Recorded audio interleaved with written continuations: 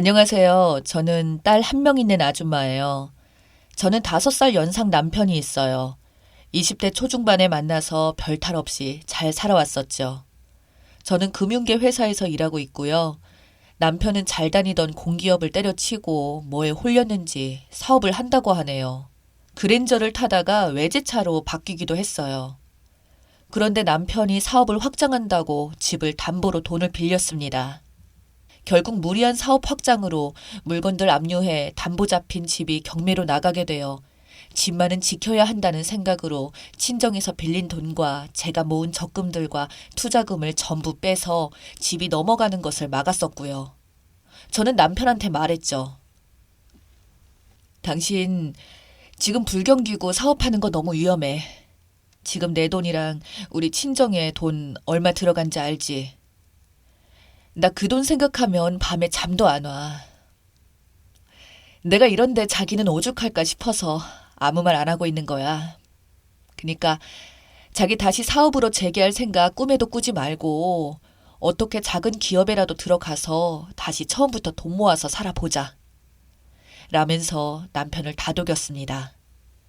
그런데 남편이 남들에게 보여지는 모습에 굉장히 신경을 많이 쓰는 사람이에요.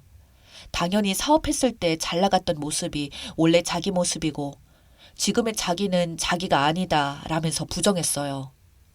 안 그래도 돈도 없는데 허구한 날 밖에서 후배들 술 사주고 잘 나갔던 시절에 자존심 못 버려서 수입은 없는데 지출은 어마어마하게 씁니다. 그러다가 일이 터졌죠. 남편이 분수도 모르고 돈을 써대서 영수증과 내역서를 확인하던 중 아가씨들이 나오는 업소에 수차례 들린 것을 알게 되었습니다.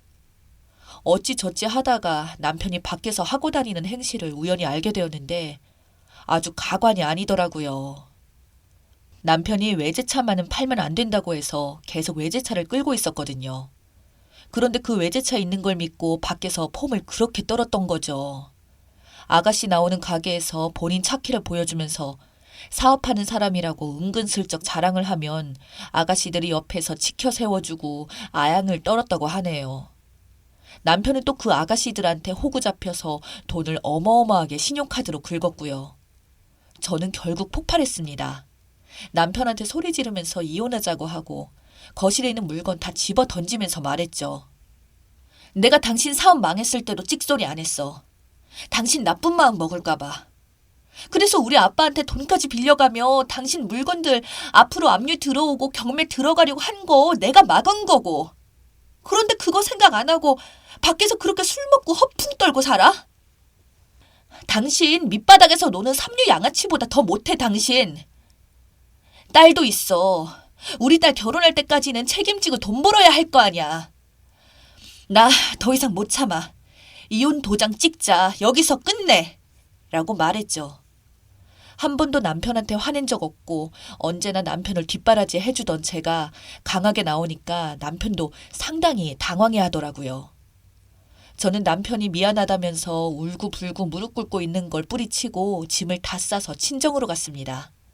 그리고 친정에 짐을 두고 시댁으로 가서 아버님, 어머님한테 이 사람이랑 나 더 이상은 못 살아요. 저 힘들어 죽겠다고요. 하면서 그 앞에서 펑펑 울었고요. 시부모님도 저한테 미안해서 어쩔 줄 몰라 안절부절하고 남편한테 단단히 화가 나셨더라고요. 계속 저 달래주고 그때는 정말로 남편이랑 이혼하려고 끝까지 마음을 먹었습니다. 그런데 시부모님들이 너무너무 저에게 미안하다고 하고 남편도 정말 몇 날 며칠 아니 몇 주를 저희 친정 앞에서 무릎 꿇고 각서까지 써왔습니다. 정말 자식이 없었다면 얄짤없이 이혼했을 텐데 딸 생각해서 꾹 참고 결국 남편을 한번 봐주기로 했습니다. 정말로 그 이후로 남편은 찍소리도 못하고 조용히 살았고요. 그리고 남편은 아주 작은 기업에 취직을 했죠. 이 시간 이후 한 3년 채 안 됐을까요? 건강했던 저희 엄마가 갑자기 뇌졸중으로 쓰러지시고 그렇게 얼마 지나지 않아 세상을 떠나셨습니다. 마음의 준비도 다 하지 못한 채 갑자기 엄마가 떠나셨어요. 참 마음고생을 심하게 했죠. 그때는 정말 너무 힘들어서 밥도 먹지 못하고 거의 8kg 가까이 빠졌습니다. 그렇게 엄마가 돌아가시고 엄마가 남기신 유산 중 땅 3,000평 가량의 재산이 저에게 넘어왔어요. 엄마가 평소에도 당신이 쓰러지게 된다면 이 상가는 이렇게 쓰고 땅은 너가 가지고 이건 아빠 주고 이런 식으로 말씀하시고 관련 자료도 다 준비해 놓으셨거든요. 저는 제가 금융 쪽에서 일하고 부동산 상황을 잘 알고 있으니까 땅을 팔고 서울 쪽으로 집을 사는 게 더 낫다고 판단을 하였습니다. 결국 땅을 판 돈으로 서울에 저평가된 아파트를 샀고요. 결국 저의 판단이 신의 한 수가 되어서 많은 돈을 벌었습니다.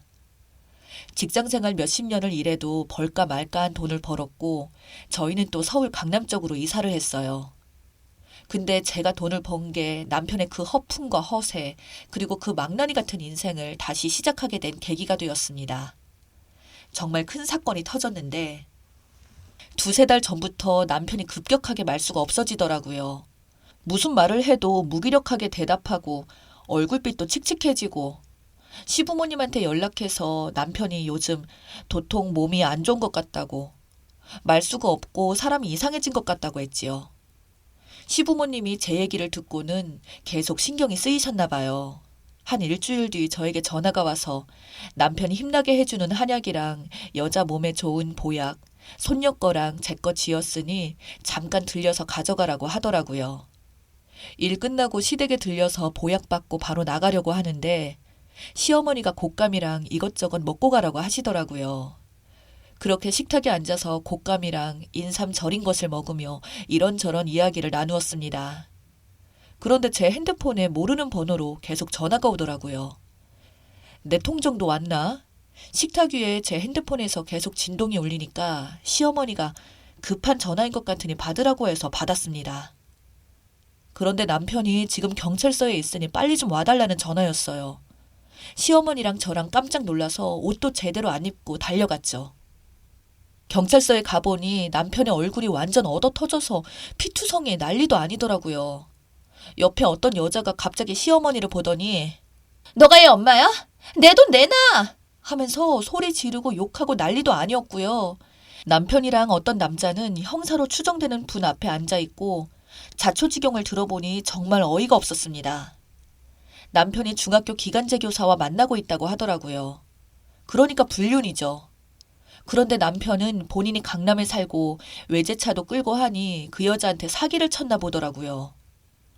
본인한테 돈을 주면은 본인처럼 부자로 만들어주겠다. 주식 관련 정보를 정치하는 사람에게 얻고 있다고 하면서요. 결국 그 상간녀는 가족들 돈까지 끌어모아서 2억 3천을 남편에게 줬고 남편은 그 돈을 가상화폐에 투자했나 봐요. 거의 60%가 박살이 났고 원금 회복할 거라면서 그 돈을 또 주식에 투자했나 봐요. 그런데 남편이 들어간 주식이 고점이었고 거기서 완전히 물려서 거의 모든 돈을 다 날렸나 봅니다. 그 이후 남편이 잠수를 탔고 상간녀 오빠가 본인 돈 들어가 있으니 남편한테 협박성 문자와 전화를 엄청 보냈나 봐요. 집에 남편이 바람핀 거랑 사기치고 다니는 거 까발릴 테니 돈 빨리 내놓으라고 하면서요. 그런데 남편이 돈이 어딨겠어요. 그래서 그렇게 집에서 아무 말 못하고 무기력하게 있었던 거였죠. 정말 속이 부글부글 끓었습니다. 사람 고쳐 쓰는 거 아니라더니 이렇게 뒤통수를 치나 싶었죠. 불륜을 저지른 것도 모자라 상간녀 돈으로 장난까지 치다니 그렇게 남편은 계속 상간녀와 상간녀 오빠를 피해 다니다가 딱 걸렸나 봐요. 상간녀 오빠가 남편을 터는 모습을 보고 옆에서 길 가고 있던 분이 신고해줘서 경찰서에 끌고 온 거였죠. 시어머니는 이게 무슨 일이냐면서 울고불고 소리치다가 자초지종을 들으니 남편 등을 때리면서 주저앉고 정말 난리도 아니었습니다. 저는 바람핀 남편도 너무 미워 죽겠고 이제야 엄마 유산으로 재산을 불려서 이제 좀 다리 뻗고 살려나 했는데 남편이 또 사기를 친 거죠. 저는 그 자리에서 남편에게 소리쳤습니다. 야 이놈아, 네가 그러고도 사람이냐? 마누라가 돈 벌어서 너 먹여 살리고 있으면 곱게 집안에 들어앉아서 살림이나 할 것이지 왜 괜한 사람들 힘들게 만드냐고 이 거렁뱅이야.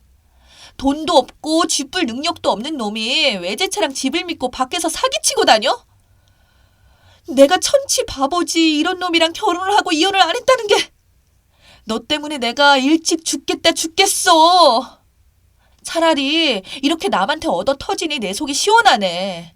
너는 더 맞았어야 했어. 네 부모 보기 부끄럽지도 않니? 얼마나 큰 부귀영화를 누리려고 애 아빠가 불륜을 저지르고 상간녀 돈을 빼서. 이제 너랑 나랑 끝이야, 끝. 이 시간부로 내 집에 한 발짝도 들이지 마. 비밀번호 다 바꿀 거고 집 내놓을 거니까 넌 그냥 어머니 집에서 살아. 하는 행동 보면 유치원생보다 더 못한 망나니야. 라고 하고 서에서 나왔습니다. 어머니는 계속 왜 그랬어 이 자식아 이 자식아 하면서 남편을 치고 있었고요. 남편은 아무 말 못했습니다. 결국 저는 이혼 소송을 진행했고 상간녀를 상대로 위자료 소송도 진행하였습니다. 사실 재산 분할이 걱정되어 남편과 이혼은 안 하고 상간녀 소송만 걸려고 했는데 도저히 안 되겠더라고요. 다행히 변호사 상담 결과 제가 가지고 있는 아파트들이 유산으로 가진 것이고 아파트를 산 지 10년 정도 되어야 재산 분할에 참고가 된다고 하더라고요. 그래서 그냥 이혼 소송을 진행하기로 했습니다. 손해보면 손해봤지 저놈이랑 얼굴 도저히 못 보고 살 것 같아서요.